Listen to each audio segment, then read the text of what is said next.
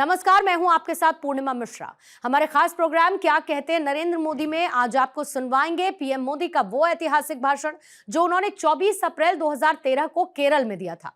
मोदी जी ने अपने भाषण में कहा कि हम पूरे आजादी के आंदोलन की ओर नजर करें तो हमारे ध्यान में आएगा कि 19वीं और 20वीं शताब्दी में भारत की आजादी के आंदोलन की पीठिका तैयार करने में सबसे बड़ा योगदान किसी ने दिया तो हमारे संतों ने दिया, महापुरुषों ने दिया, सन्यासियों ने दिया, जिनके पुरुषार्थ के कारण सामाजिक एकता का काम निरंतर चलता रहा है।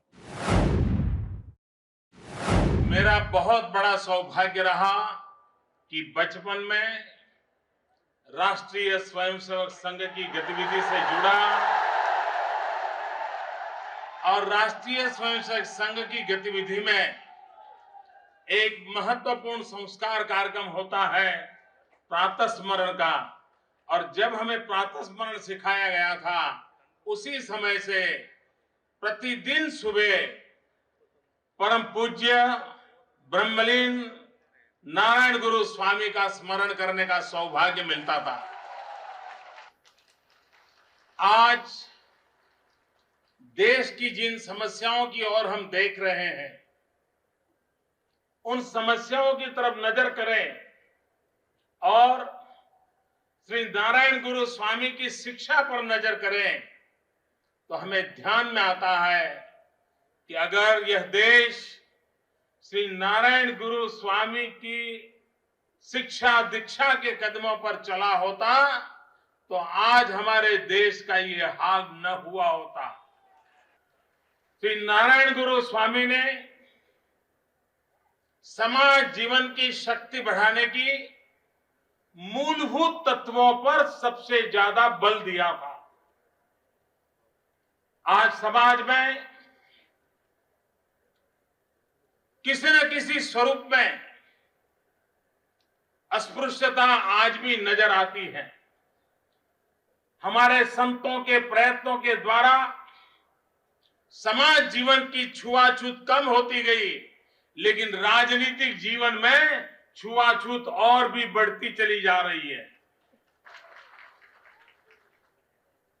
यह देश स्वामी विवेकानंद जी की 150वीं जयंती मना रहा है और जब हम स्वामी विवेकानंद जी की 150वीं जयंती मना रहे हैं तब इस बात का भी संयोग है श्री नारायण गुरु स्वामी उनके जीवन में भी इस कार्य को आगे बढ़ाने में स्वामी विवेकानंद जी का सीधा सीधा संबंध आया था।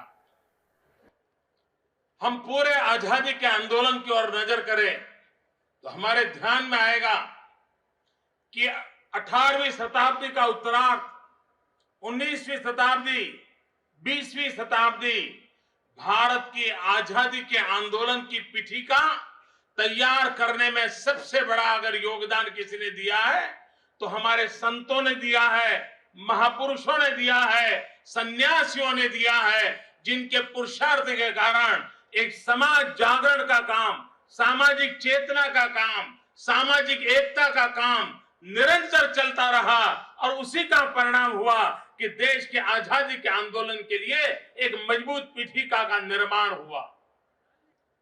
1857 के स्वातंत्र संग्राम के बाद अंग्रेज ये मान करके चलते थे कि अब हिंदुस्तान को हजारों साल तक गुलाम बनाए रखा जा सकता है, अब हिंदुस्तान खड़ा नहीं हो सकता है। लेकिन 1857 के स्वातंत्र संग्राम के बाद पूरी 3 शताब्दी की ओर देखा जाए तो इस देश में इन महापुरुषों की एक श्रृंखला रही है और उस श्रृंखला के कारण निरंतर हिंदुस्तान का कोई एक राज्य ऐसा नहीं होगा, हिंदुस्तान का कोई समाज ऐसा नहीं होगा, हिंदुस्तान का कोई क्षेत्र ऐसा नहीं होगा कि जहां पर पिछली 3 शताब्दी के अंदर कोई न कोई ऐसे महापुरुष के जन्म न हुआ हो जिस महापुरुष ने सामाजिक संस्कारों के लिए, समाज सुधार के लिए, सोशल रिफॉर्मर के रास्ते काम न किया हो और समाज को जोड़ने का काम न किया हो। ऐसा पिछली 3 शताब्दी में किसी भूभाग में नहीं मिलेगा। चाहे स्वामी रामदास हो, चाहे स्वामी विवेकानंद हो, चाहे स्वामी दयानंद से लेकर के स्वामी श्रद्धानंद तक की परंपरा हो, चाहे बसवेश्वर हो, चाहे चैतन्य महाप्रभु हो, चाहे नरसिंह मेहता गुजरात में हो, इस देश के अंदर ऐसी एक परंपरा रही। और केरल में भी पूज्य नारायण स्वामी कहो या अयंकाली जी कहो, इन सब के परंपरा के कारण हिंदुस्तान के अंदर इस चेतना को जागरूक रखने में सफलता मिली थी। इन महापुरुषों ने त्याग और तपस्या के द्वारा देश में एक जागरण का काम किया, देशभक्ति जगाने का काम किया, हमारी संस्कृति, हमारा धर्म और परंपरा को जगाने का काम किया। और उसके कारण भारत के आजादी के आंदोलन के लिए एक बहुत बड़ी पीठिका तैयार हुई। लोगों को लगता है कि दुनिया की अनेक परंपराएं, अनेक संस्कृतियां, अनेक समाज जीवन की परंपराएं ध्वस्त हो गई। इतिहास के किनारे जाकर के उन्होंने अपनी जगह ले ली, आज उनका कहीं नामो निशान नहीं रहा। लोग पूछते हैं क्या कारण हुआ कि हजारों साल हुए ये समाज, ये संस्कृति, ये इस देश की परंपरा ये मिटती क्यों नहीं? ये पूरे विश्व के अंदर एक सवाल उठाया जाता है।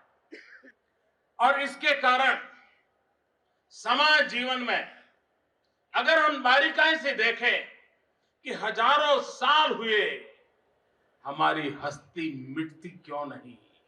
मिटती इसलिए नहीं है, हजारों साल में हमारे अंदर बुराइयां नहीं आई है, आई है। हमारे में विकृतियां नहीं आई है, आई है। हमारे समाज में बिखराव नहीं आया है, आया है। अनेक बुराइयां आने के बावजूद भी इस समाज की ताकत ये रही है कि हिंदू समाज ने हमेशा अपने ही भीतर संतों को जन्म दिया, समाज सुधारकों को जन्म दिया।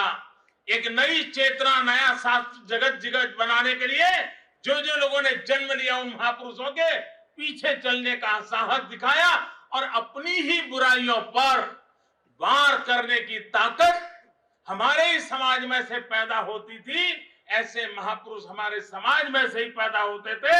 और उन समाज महापुरुषों के पैकी एक बहुत बड़ा नाम केरल की धरती पर जन्मे हुए परम पूज्य नारायण स्वामी का है। श्री नारायण गुरु जी ने उस कालखंड में शिक्षा को सर्वाधिक महत्व दिया। और आज अगर केरल गर्व के साथ खड़ा है शिक्षा के क्षेत्र में, पूरे देश में केरल ने अपना एक रुतबा जमाया है। अगर उसके मूल में हम देखें तो 100-125 साल पहले ऐसे महापुरुषों ने शिक्षा के लिए अपना जीवन खपा दिया था। और उसके कारण ये सबसे बड़ा मजबूत फाउंडेशन, शिक्षा का मजबूत फाउंडेशन आज केरल की धरती पर नजर आता है। विश्व के कई समाज ऐसे हैं कि जो 20वीं शताब्दी तक नारी को बराबर का दर्जा देने के लिए तैयार नहीं थे। विश्व के प्रगतिशील माने जाने वाले देश भी लोकतंत्र में विश्वास रखने के बावजूद भी महिला को मताधिकार देने के लिए सदियों तक तैयार नहीं थे।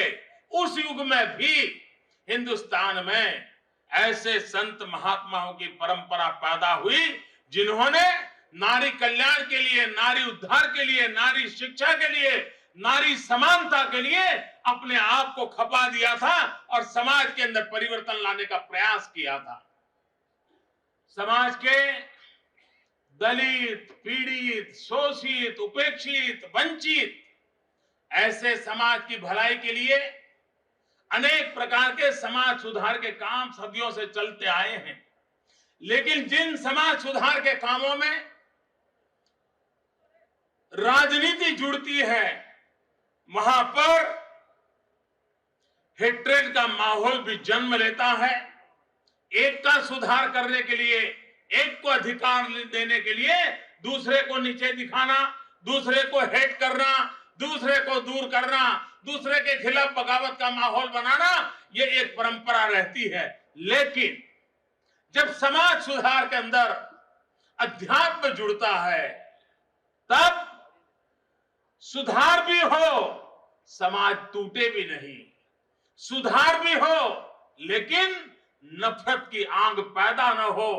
समाज में सुधार भी हो लेकिन जिनके कारण समाज में बुराई आई है उनको प्रति रोष का भाव पैदा न हो। उनको भी जोड़ना, इनको भी जोड़ना, सबको जोड़ करके चलने का काम जब समाज सुधार के साथ आध्यात्मिक चेतना का मिलन होता है, तब इस प्रकार का परिवर्तन आता है। श्री नारायण गुरु के माध्यम से समाज सुधार और अध्यात्म इन दोनों का ऐसा अद्भुत मिलन था कि समाज में कहीं पर भी उन्होंने नफरत को जन्म देने का अधिकार किसी को नहीं दिया। हमारे देश में उस कालखंड की ओर अगर हम नजर करें, समाज के अंदर बुराइयों ने जब पूरी तरह समाज पर कब्जा जमाया हो, स्थापित हितों का जमावड़ा इसको बरकरार रखने के लिए भरपूर कोशिश करता हो, ऐसे समय ऐसे संत खड़े हुए जिनके पास कुछ नहीं था, लेकिन बुराइयों के खिलाफ लड़ने का संकल्प था और वो बुराइयों के खिलाफ खड़े हुए। समाज स्वीकार करे या न करे, वो बुराइयों के खिलाफ लड़ने के पीछे नहीं हटे और अपने जीवन को उन्होंने पूरी जिंदगी तिल तिल समाज सुधार के लिए घिस दिया।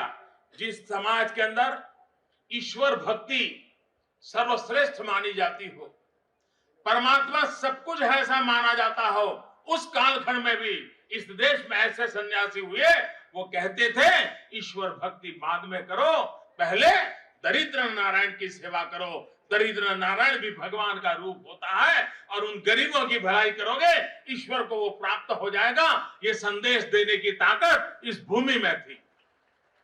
लेकिन जो लोग प्रगति करना चाहते हैं, वो सारे देश इन दिनों एक विषय पर बड़े आग्रह से बात करते हैं। अभी अभी अमेरिका में चुनाव समाप्त हुए, श्रीमान ओबामा ने दोबारा अपना प्रेसिडेंटशिप को धारण किया और दोबारा प्रेसिडेंट बनने के बाद उन्होंने जो पहला भाषण किया, उस पहले भाषण में उन्होंने एक बात पर बल दिया और वो कहा कि स्किल डेवलपमेंट, हुनर सिखाओ लोगों को। जब तक हम व्यक्ति के हाथ में हुनर नहीं देते, जब तक उसको रोजगार की संभावनाएं नहीं देते, वो दुनिया में कुछ कर नहीं सकता। ये अमेरिका के समृद्ध देश की अर्थनीति के बीच भी स्किल डेवलपमेंट की बात होती है। हिंदुस्तान के अंदर डॉक्टर मनमोहन सिंह कांग्रेस की सरकार भी स्किल डेवलपमेंट की बात करती है और मुझे गर्व से कहना है कि अभी 21 अप्रैल को भारत के प्रधानमंत्री ने स्किल डेवलपमेंट के क्षेत्र में सर्वश्रेष्ठ कार्य करने के लिए गुजरात सरकार को विशेष रूप से सम्मानित किया। गुजरात इस देश में पहला राज्य है जिसने अलग स्किल यूनिवर्सिटी बनाने का निर्णय किया है और दुनिया का सबसे समृद्ध देश वो भी स्किल डेवलपमेंट की बात करता है। दुनिया की सबसे बड़ा लोकतंत्र देश वह भी स्किल डेवलपमेंट की बात करता है। दुनिया भर के अंदर स्किल डेवलपमेंट की चर्चा हो रही है, लेकिन मजा देखिए, 100 साल पहले केरल की धरती पर एक नारायण गुरु का जन्म हुआ, जिन्होंने 100 साल पहले स्किल डेवलपमेंट पर बल देने के लिए बातचीत नहीं, प्रयास किए थे।